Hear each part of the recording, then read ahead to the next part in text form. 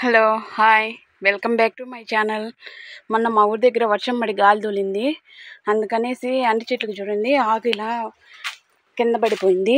ఈ ఆకు కోసి పిల్లలు కోయాలి. చూడండి ఇదంతా పచ్చడి తోట.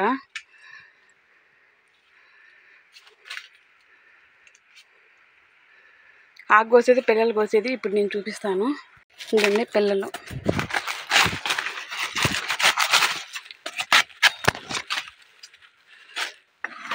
మీ ఊరి దగ్గర వర్షం పడిందో లేదో కామెంట్ చేసి షేర్ చేయండి. ఇలా పిల్లల కోసం ఇప్పుడు మనం ఆకు కోసుకునే విధానం చూద్దాం.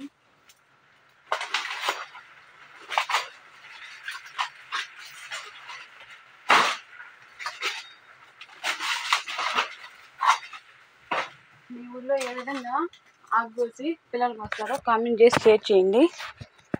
చూడండి ఆకు కోసి పిల్లలు కోయడం వల్ల తోట ఎంత నీట్గా వస్తుందో. ఇలా 4 బేర్లకి వేయాలన్నమాట. ఆకు కోసేసి పిల్లలు కోసేసి. చూడండి మీ ఊళ్ళో ఏ విధంగా ఇలా గాలిలో వర్షం పడితే ఆకు కోసి ఇలా వేస్తారో కామెంట్ చేసి షేర్ చేయండి. ఇలా ఆకు కోయకంటే తెగులు పడుతుంది అనమాట. తెగులు పడినప్పుడు మనకు కాయలు మాగేది అట్లాంటివి వస్తాయన్నమాట. అలాంటివి రాకుండా ముందు జాగ్రత్తగా మనం కోసేసుకోవచ్చు. Please subscribe my channel, support my channel.